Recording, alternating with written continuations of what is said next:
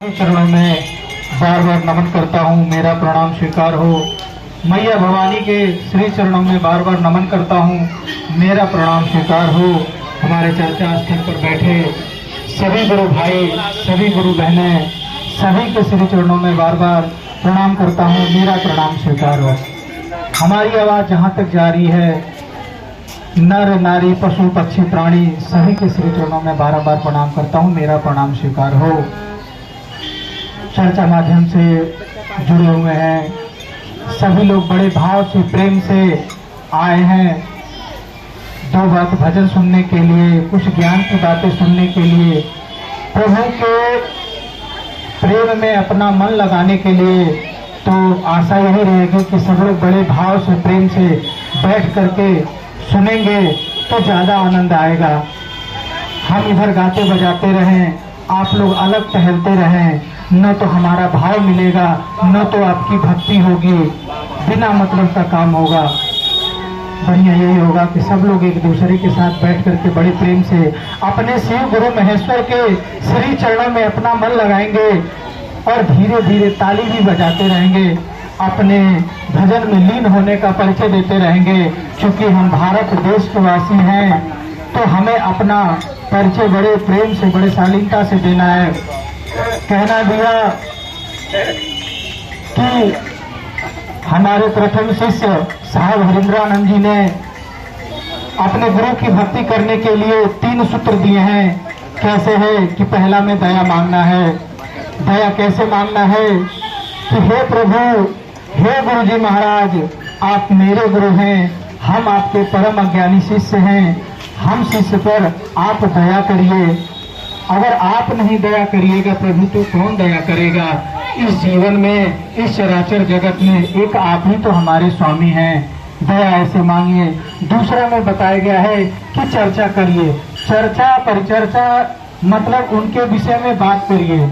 कहीं भी रहिए, कभी भी अगर समय मिले, सुबह दोपहर शाम, तो एक बार अपने गुरु महाराज की चर्चा जरूर किया जाता है। कहा जाता है कि अगर हम एक दूसरे को बताएंगे नहीं तो ये कड़ी यही समाप्त हो जाएगी।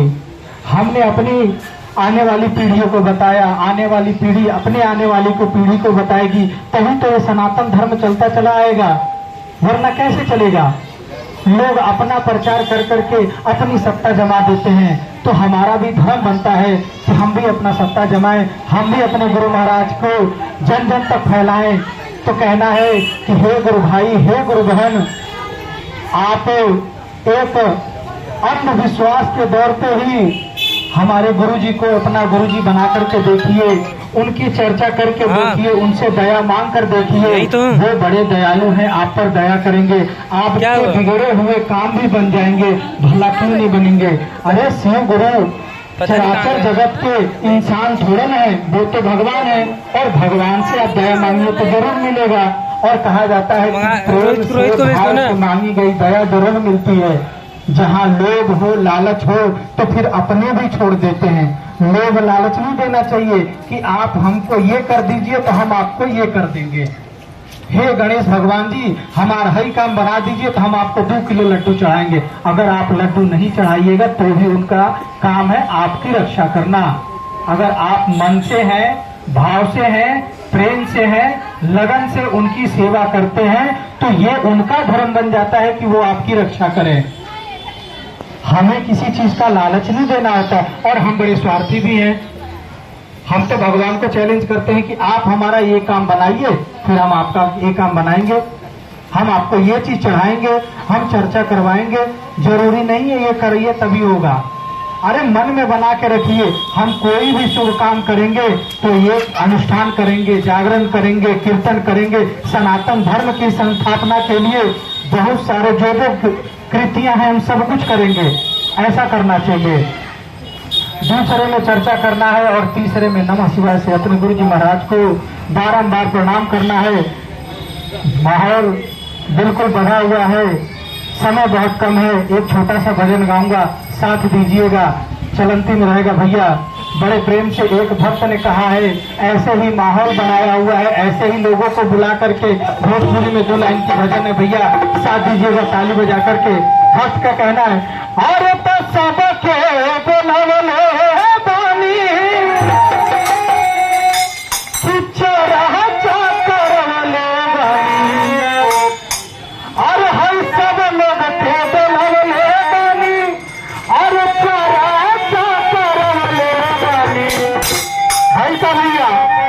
तो गुरु जी में लागल बाटे ध्यान, अरे तो शिव गुरु आवता है। भैया विश्वास है ना कि चर्चा कैले बानी तो महाराज जी आप होकर, अगर न विश्वास हो के तो विश्वास बना ली, काहे से कि वहां के कौने रूप में आदमी क्यों नहीं के जाना। भोग के प्रसादी चढ़ल होके दूगो चूटा चूटी खात होके मान गए कि भोग सफल हो गई, काहे से कि परमात्मा की केहू देखले बा और न तो केहू देखी, केहू परिचय थोड़न देला। तो सब के बोलो ले बानी चढ़ के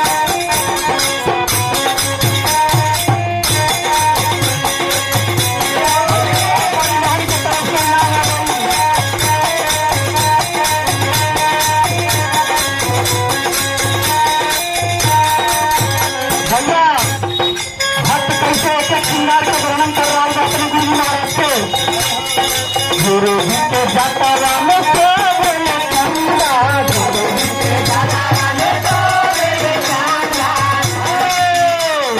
ओकरे पहले गुरु जी के माथा राम से बोले जाता, गुरु जी के माथा राम से बोले जाता, तू भेला जाता तो बोले जाता, तू भेला जाता तो बोले जाता, गुरु जी के माथा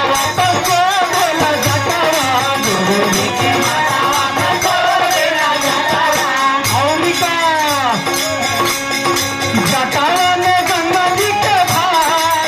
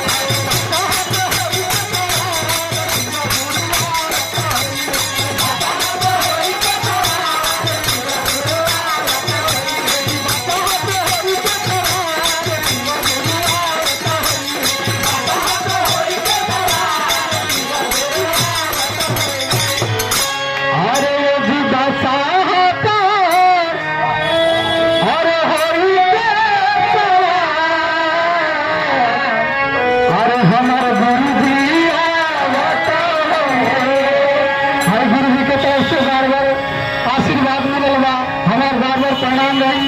सबके सादर जय श्री राम, जय भोलेनाथ, हर हर महादेव।